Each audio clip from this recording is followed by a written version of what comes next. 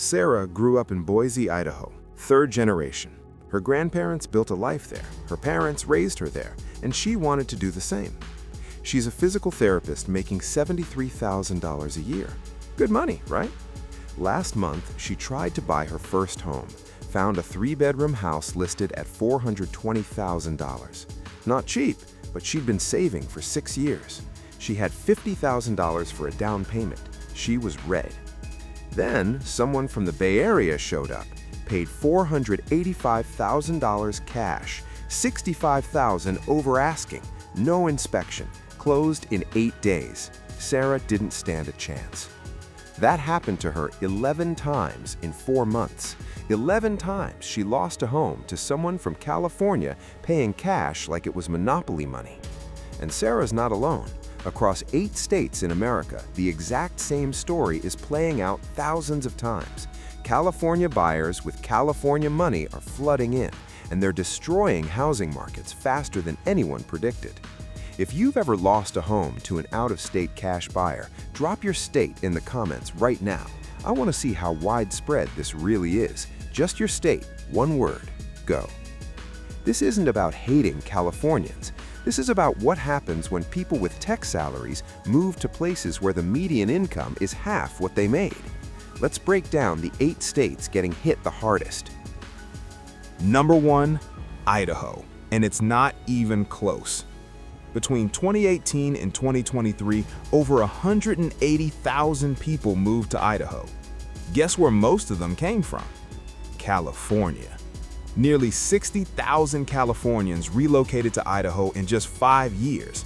That's more than the entire population of Idaho Falls. Here's what that did to housing. In 2015, the median home price in Boise was $215,000, affordable for people making $50,000 to $60,000 a year. Today, $565,000. That's a 163% increase in 8 years. And it's not just Boise. Meridian went from $230,000 to $520,000. Nampa jumped from $175,000 to $430,000. Even tiny towns like Eagle and Star saw prices double or triple. The local wages didn't triple. The average salary in Idaho is $52,000. So you've got people who've lived there their whole lives competing against buyers making $150,000 to $200,000 in remote tech jobs. A realtor in Boise told the Idaho Statesman that in 2021, nearly 70% of her sales went to out-of-state buyers. 70%. Most paid cash, most waived inspections, and most offered $30,000 to $80,000 over asking just to guarantee the deal. So what happens to the locals? They get priced out. They move to cheaper parts of Idaho, driving up prices there, or they leave the state entirely. If you're from Idaho and you've seen this firsthand, type Idaho in the comments. And if you moved to Idaho from California, I actually want to hear from you too. Tell me your side. No judgment, just trying to understand the full picture. Teachers, firefighters, nurses, the people who make Idaho actually function, they can't afford to live there anymore. And the people moving in don't fill those jobs. They work remotely for companies in San Francisco or LA. Idaho isn't Idaho anymore. It's becoming California's overflow parking lot. And the people who built that state are getting pushed out. Number 2, Montana. The state that used to pride itself on being for working people. Montana's story is brutal. Between 2020 and 2023, Bozeman's median home price went from $480,000 to $850,000. That's a 77% jump in 3 years. Missoula went from $375,000 to $625,000. Kalispell hit $650,000 for a median home. These are small cities. Bozeman has 56,000 people, but they're getting San Francisco prices because people from San Francisco are moving there. A study from the University of Montana found that 42% of home buyers in Bozeman in 2022 came from out of state. The biggest group? California. And of those buyers, over half paid cash. So a firefighter making $55,000 in Bozeman is trying to compete with someone who just sold a one-bedroom condo in Palo Alto for $900,000. There's no competition.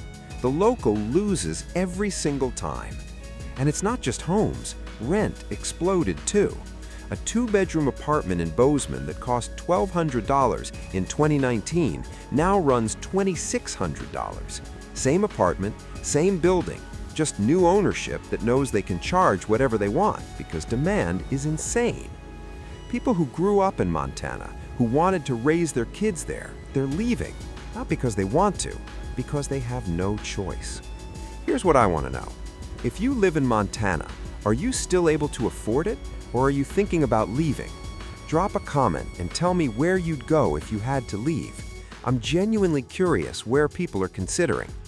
Montana sold itself as the last best place. Now it's the last place regular people can afford to live there.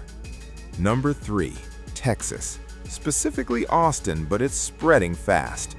Austin used to be the weird, affordable city where artists and musicians could actually survive. Not anymore. Between 2015 and 2023, Austin's median home price went from $280,000 to $620,000. Over a 120% increase. And guess who's driving it? Tech workers from California. When companies like Tesla, Apple, and Oracle moved operations to Austin, they brought their California employees with them. Employees making $180,000 to $250,000 a year. Those people aren't trying to lowball sellers. They're offering $50,000 over asking because compared to what they would have paid in California, it still feels like a deal.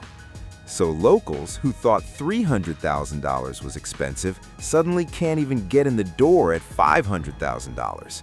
And it's not just Austin. It's spreading to Round Rock, Georgetown, San Marcos, even as far as Fredericksburg. A teacher in Austin told a local news station she moved there in 2010, rented for years, and finally saved enough for a down payment in 2019. By the time she was ready to buy, the houses she'd been looking at jumped from $320,000 to $580,000. She's still renting. Texas has no state income tax, which makes it attractive to high earners leaving California. But that same tax structure means Texas relies on property taxes to fund schools, fire departments, police.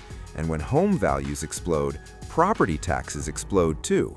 So even people who already own homes are getting crushed by tax increases. Some are paying $15,000 to $20,000 a year in property tax alone. And if you're on a fixed income or retired, that can force you to sell. If you're in Texas dealing with this, comment Texas and tell me what city you're in. I want to map out how far this has spread beyond Austin. Texas thought it could absorb everyone leaving California. Turns out, there's a limit. Number 4, Arizona. Phoenix is in full crisis mode. Phoenix's median home price in 2012 was $135,000. Today, $485,000. That's a 260% increase in just over a decade. Scottsdale is even worse, pushing $750,000.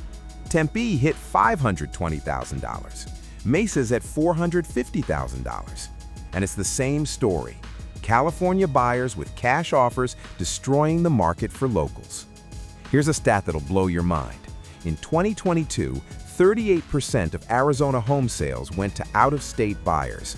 That's more than 1 in 3, and California accounted for the largest share of those buyers.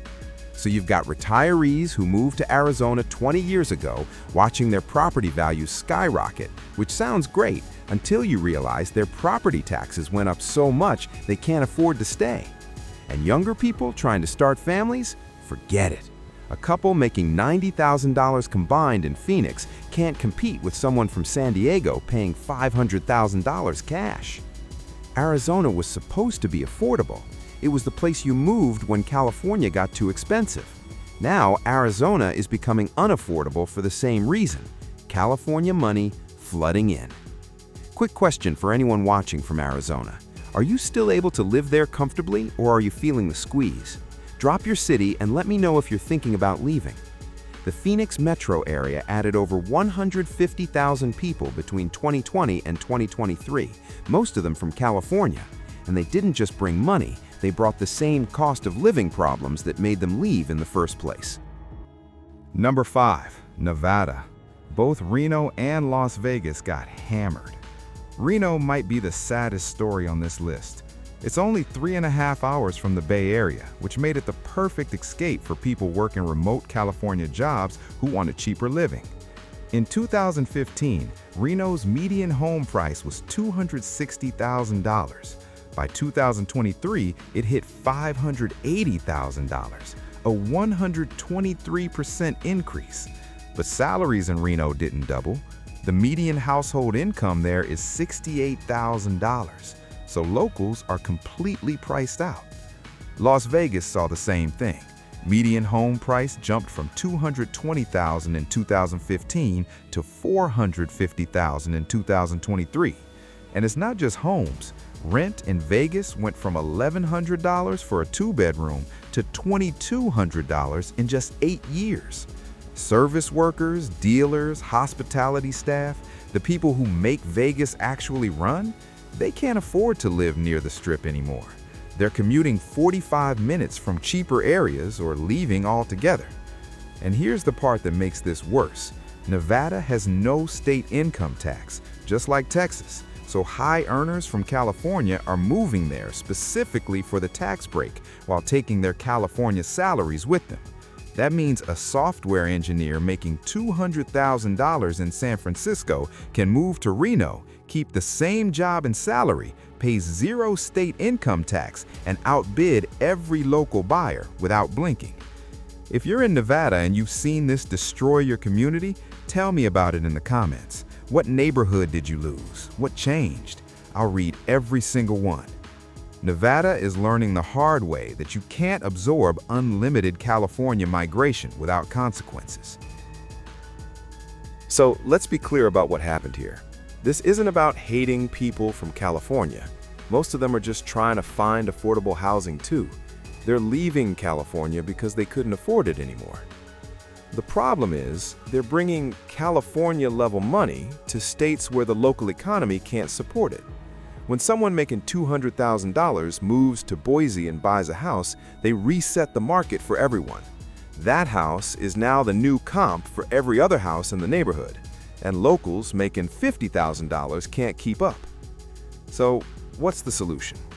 Honestly, I don't know. Some states are trying to tax out-of-state buyers more, some cities are trying to restrict cash offers, but so far, nothing's working fast enough. What I do know is this: if you're thinking about moving to one of these 8 states, understand that you're walking into a housing crisis. And if you're already living in one of them, I'm sorry, the math probably doesn't work anymore. Here's what I need from you. Answer these 3 questions in the comments. 1. What state are you in? 2. Have you been priced out or are you hanging on? 3. If you had to move tomorrow, where would you go?